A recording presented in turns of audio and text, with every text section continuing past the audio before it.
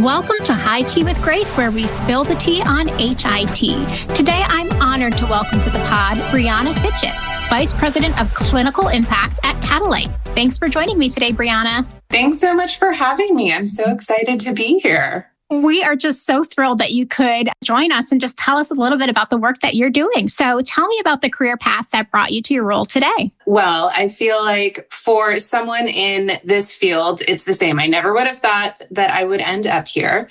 I was on the path to becoming a teacher. And when you're on that path, you have to work for a whole year student teaching where you don't get paid. So I found this great job being a behavior therapist to autistic children. And I was working, there's this one little boy, and he just stands out in my mind. I was working with him. He started when he was about 18 months and was probably a year into doing therapy and working with him.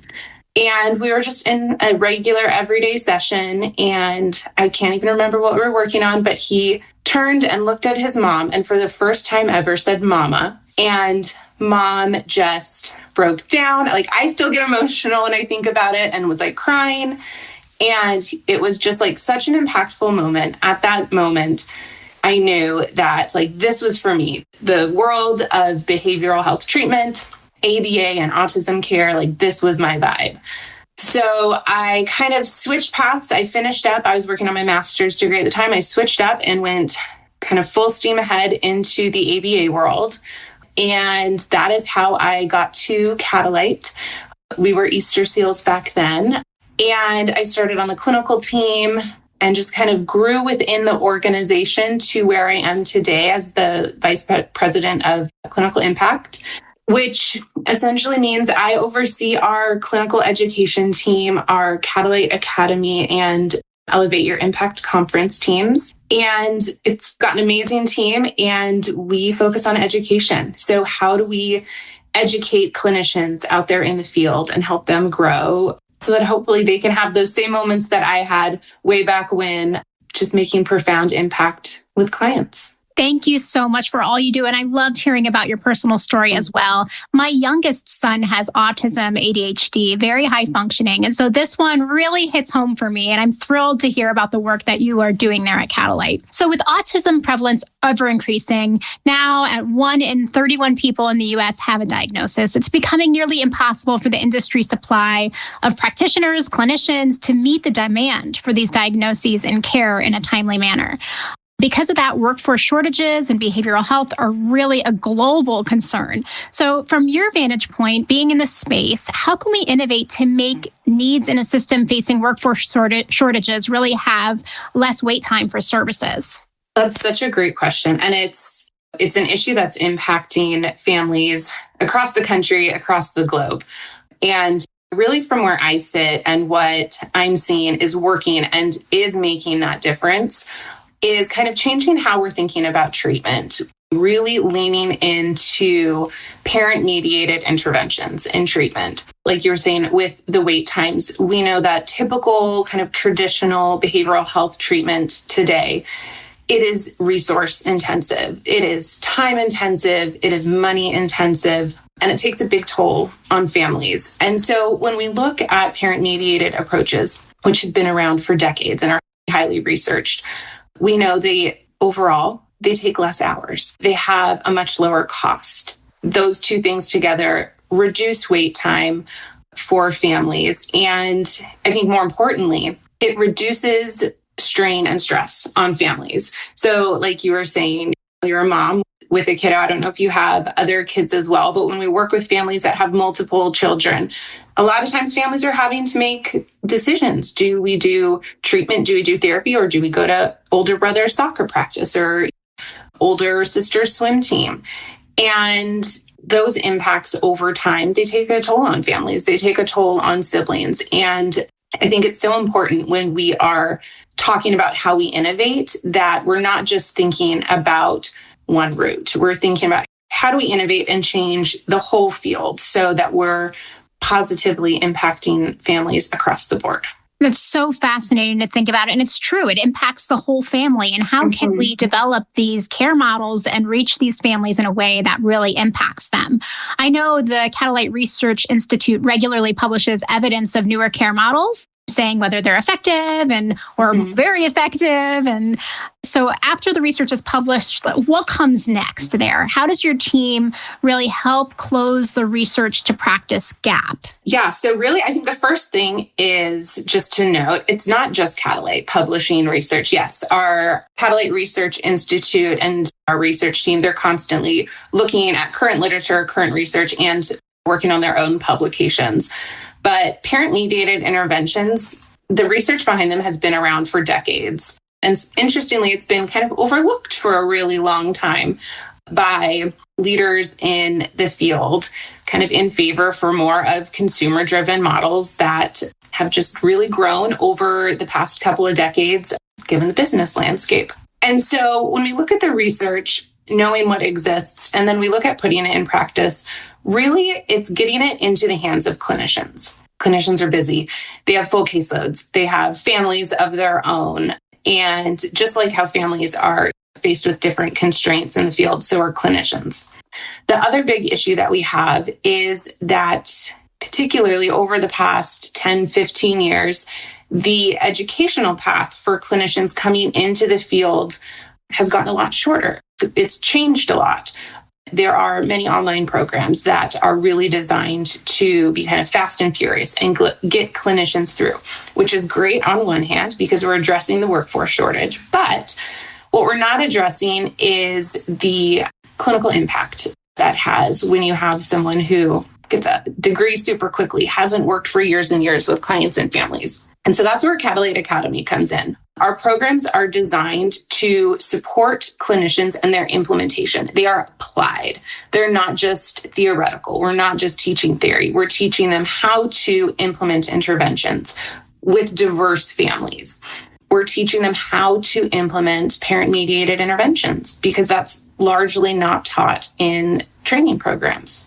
And by taking that applied approach, combining it with different types of interventions, different types of modalities, what we're able to do is really empower clinicians to then be able to go out and serve different families, be able to support families that look different from one another or who have different things impacting them.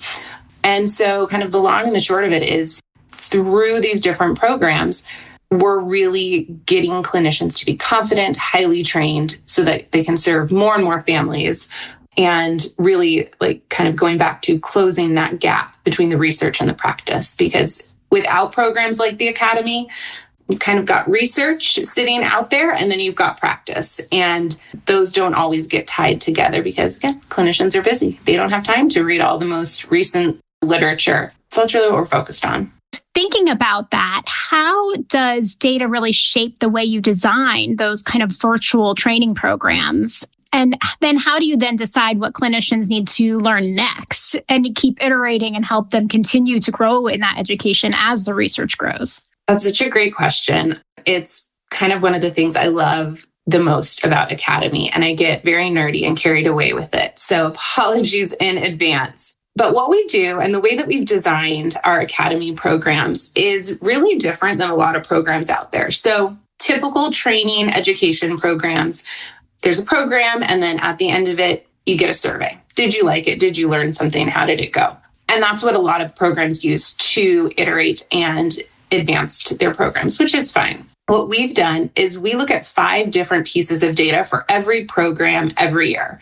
The first is the learner feedback. It is important. We want to know how did it go when you went through the program. The second is after 6 months of someone being graduated from the program, so theoretically they're out in the field implementing it with clients, we reach back out and we say, hey, how did it go? What do you wish we had taught you? Or what did you stumble upon when you actually got out into the field working with clients? Because what we find is, and it doesn't sound surprising when you actually say it, but you don't know what you don't know when you don't know it. So by reaching out to clinicians after they've graduated and really finding out, now that you're doing it, what could we have done better? We get so much more robust data. We get such better feedback from learners because they've actually used the program with families. Then in partnership with the Catalight Research Institute, we look at client outcomes. So are the programs working? Where are they working? And what domains of learning are they impacting for the client? So we look at communication, we look at socialization, all the different domains that we can measure, and we see from a statistical perspective, our clients making progress. And if there's areas that aren't progressing quite as quickly, then we go back and we address those in our updated programs. The next piece that we look at is parent and or individual feedback. So asking the actual parents, the individuals out there, how's it going? Do you feel like this is working? What do you wish we had included in the program? And then the last, but very much not least, is actual research and literature out there. So the clinical field's constantly evolving and growing. So looking at what new literature has come up and making changes as that happens. And I think that's one of the areas that really sets us apart, because we're not being biased with the research that we're looking at. We're looking really holistically to improve the programs, and we do it every year. So my team every year picks up every program. We look at all 5 of those different areas and use that data to then impact and make changes to that program for the next year. Very fascinating. And what kinds of programs do you guys offer specifically? What are some of the most popular programs that you find families or clinicians are utilizing? I'll start with what programs we have. So we have our program level courses, and then we have advanced certification courses. Our program level are really meant to teach clinicians the skills, to get them ready to apply it. They have to practice it. They have to take an exam, and they also have to meet with an instructor live. So again, that holistic approach. Our advanced certification programs, those are really for folks who want to do a deep dive into it, get that certification so that they can support other clinicians in their practice. And our most popular ones are, we have a program that is for teens and adults. It's called Compass Behavioral, and it is neurodiversity affirming. It is working with a person, the individual, on the things that they want to work on. It is really focusing on things like relationships and communication and just empowering them to be who they want to be. Another program that we have is Ruby. It is a 12-week program. It's a parent training program for challenging behavior. So it really gives parents some quick tools to be able to support their child in different scenarios. And then one of our newer programs is Everyday ABA. It is a parent-mediated approach to ABA. It's a manualized program, which you'll probably hear me talk about a lot. But really what that means is it gives the framework to a clinician on implementing it. Like I had mentioned before, a lot of the university programs, they prepare you on the theory, the why, but the how is really not taught as in depth. And that's what we're giving you, is the how do you do it? How do you have these conversations? How do you coach a parent? Coaching a parent is very different than working with a 3-year-old. So really teaching those skills. And I would say those are probably our 3 most popular ones right now. Now let's talk Elevate Your Impact, the virtual conference that you guys are putting on. Where does it fit into this bigger vision for the future of autism and IDD care? And what kind of system are you hoping to help build over the next 5 to 10 years that really helps support these families and just those that are experiencing this? It is really, it's a crucial part of kind of the plan and the program. And really what it is, or the goal overall, is to build a culture and to build a community of clinical innovation. And I say that knowing that the word innovation, I think it's thrown around too often in our space. But really what we're hoping to build is this community of clinical innovators who learn from each other, who are open-minded, who are sharing current research, current practices, current ways of delivering care. So 10 years ago, telehealth was unheard of. And then post-pandemic, there's so many providers out there embracing it in really cool ways to support families. And so that's really where Elevate Your Impact comes in. The conference, we have invited speakers from around the world. And the kind of conversation I have with every speaker that joins is, I want your talk, whatever the topic is, to leave the clinicians in the audience with something that they can change the next day about their practice, about their behavior. So the conference is always a Thursday, Friday. On that Monday, I want them to be able to walk into their clinic or into their client's home or pull up their telehealth on their computer and be able to do something different, apply a new practice, apply a new concept that they've learned in the conference. And by pulling these diverse speakers, by bringing everyone together, we're seeing that innovation. We're seeing that sharing of ideas across the globe, really. Last year for the 2025 conference, I think we had representation from 8 different countries, which was really astounding to see in the conversations that were happening. You can see it just kind of pushing the field forward because people are getting together who would never normally connect or be in the same space. I love that idea of really bringing everybody together under this one purpose and umbrella and being able to mind share together and really support one another as things change so rapidly in this space. And you guys really facilitating that. So for clinicians, educators, and even parents listening today, like myself, what's one mindset shift do you think the field needs to embrace to truly modernize how care is delivered? I think for parents, it's confidence and empowerment. Parents are the absolute expert in their child. And when families are facing or have just received a diagnosis or who are just kind of stepping into the world of treatment and care for their child, it can be so overwhelming and it can be so discouraging because you're surrounded by these experts and they are telling you all of these things. And I think if there's one thing that I could change is for clinicians to empower parents and for parents to feel that empowerment and that confidence. And that's why all of our programs, or the vast majority of our programs, are parent-mediated, because it puts parents in the driver's seat. It's teaching them the skills and the strategies that they can use with their child. And it's doing it in a way that they can use forever. Like we were talking about families having to choose between soccer, swim team, or what have you. There's so many life skills that you learn when you are out and about, living life as a family. And so I think by letting families experience that and not having them tied to these high-hour, high-cost treatments that no matter what you do are going to impact other aspects of life, we're doing a disservice.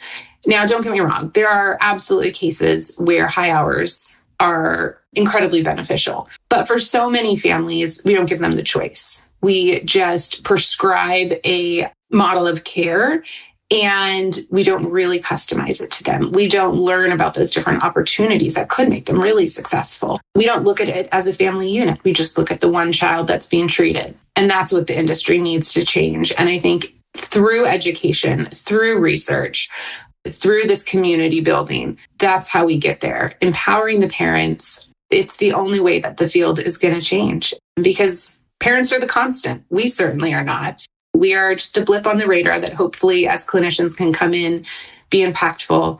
But parents are parents and caregivers, families, they're the number one thing. And I think the whole industry needs to be focused on them to push us forward. Girl, snaps all around. I could not agree more. And it's so inspiring and amazing to see that there are advocates in the industry that are moving this mindset forward and truly will better families and communities forever. So while my listeners love to hear about trends in the space and what's going on in innovation and care and research, we also love to learn about what drives women in healthcare and women leaders like yourself. So tell me, on a personal level, what are things that you do in your daily life that help you work your best and make a difference? Ooh, such a great question. Honestly, I think, as cliche as it is, being a mom, my outlook on care and working with families shifted dramatically after having kids. My youngest son was diagnosed with ADHD about 1.5 years ago. And so that then changed my perspective on this whole parent empowerment and education and support. And just drawing from my personal experiences, I think you can't discount that. As a clinician, we work with humans, we work with people. And again, going back to this whole kind of theory versus applied, it's everything to me. Taking your personal experiences and using those to make you a better clinician, you can't discount it. And that's what I do, is really bringing those experiences, bringing my perspectives, and then also asking other people. So on my team, people that I meet in the industry, other parents, what's working for you? What isn't working for you? How do we make this better for families forever? Love that. And I couldn't agree more. It does seem that the industry doesn't put as much of an emphasis on your personal experience the way that it should. And setting the example for that as a leader of an organization is so critical. Like, what do you think as a mother? What do you think as a caregiver? What do you think, having just gone through cancer, or having just experienced this as a neurodivergent individual? It's so, so critical. When you're thinking about your early career life, if you could give yourself a piece of advice or a couple pieces of advice, what would you tell yourself as you're entering this career and this new exciting space and with things constantly changing? What advice would you give yourself? Build a team of experts. And what I mean by that is, like, this is my approach to leadership now, which is really building a team of people with these amazing skill sets that I don't have, and being confident that they are part of my team, and not feeling like I have to know more because I'm in a leadership role. I know my poor team, if they ever listen to this, they'll roll their eyes because they've heard me say it a million times. But every time we hire someone to our team, I say, you are here because I do not have this skill set. You are here because you are the expert. And then what that means in practice is trusting their expertise, believing in when they bring up a struggle or a strength. Absolutely. How do we fix that, or how do we make that better? But by building a strong team that you can rely on, like, that is how you move mountains in this industry, or any industry, I think, is build a great team. You do not need to be the expert in everything, and you never will be. And if you think that you're going to, that's how you're going to fail. And so I think for me, as I've come up, that's the thing that's just stuck with me. And it's my entire approach to management and leadership now is, I want to have the strongest, most amazing team. And I am so confident in the fact that they know so much more than I do. And that is fabulous. And it's my job to empower them and to make sure that their voices are heard, because they're the ones doing all this cool work. And they're the ones who are impacting families and clients and students. To finish this conversation off right, where can our listeners find you online? Great question. So for Academy, catalightacademy.org is our website. And then for Elevate Your Impact, our annual conference, it's actually coming up in March. It's March 12th and 13th. And that is elevateyouриmpact.org. Terrific. Now, before I forget, did you happen to bring tea with you today? And if so, tell me about your mug or tea. Well, I brought coffee, which, much to the disdain of my British relatives, I am a coffee drinker for sure. And as far as my mug, I've got my good old faithful Yeti tumbler, because as a mom, I have 2 young boys. I cannot finish a cup of coffee and it continue to be warm. So I have to have the nice warming mug. Otherwise, I'm drinking iced coffee all day long. Absolutely. Sounds good. And it's true. It's really much better to have warm coffee. And if you could have it all day long, even better.